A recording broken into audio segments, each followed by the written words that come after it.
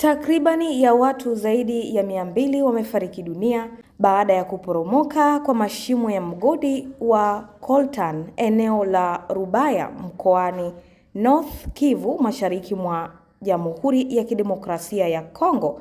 Vyanzo rasmi vinasema kuwa chanzo kilichosababisha kuporomoka na kuua zaidi ya watu 200 kilisababishwa na kolapsi ya mashimo kadhaa ya uchimbaji yaliyokuwa yakiendeshwa kwa mikono na wachimbaji wa kienyeji. Ushuhuda na maafisa wa eneo hilo wamesema miili mingi bado ipo chini ya mgodi huo. Lumumba Kambere Muisa, msemaji wa gavana aliyeteuliwa na kundi la wapiganaji la M23 waliodhibiti eneo la Rubaya, amesema kuwa sasa idadi ya vifo imezidi watu zaidi ya 200 ikijumuisha wachimbaji, watoto na wanawake waliokuwa wakifanya biashara karibu na mgodi. Wengine wameokolewa wakiwa na majeraha makali na takribani ya watu 20 wamehifadhiwa katika vituo vya afya.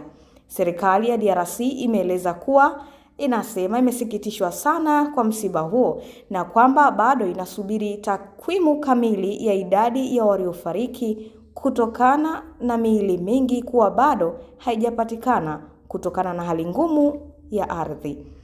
Eneo la Rubaya limekuwa chini ya udhibiti wa kundi la wapiganaji la M23 tangu mwaka 2024, ambayo imechukua udhibiti wa maeneo mengi yenye rasilimali mashariki mwa nchi hiyo. Rubaya ni mojawapo ya maeneo makuu ya uchimbaji wa coltan, dhahabu ya madini ambayo hutumika kutengeneza tantalum, chuma kinachotumika katika utengenezaji wa simu za mkononi, kompyuta na vifaa vya anga za juu.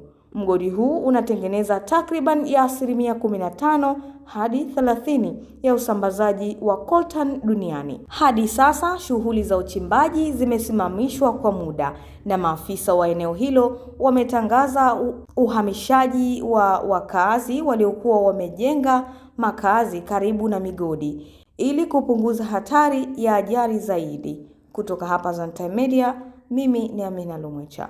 Usisahau kusubscribe, kulike, kushare pamoja na kucomment.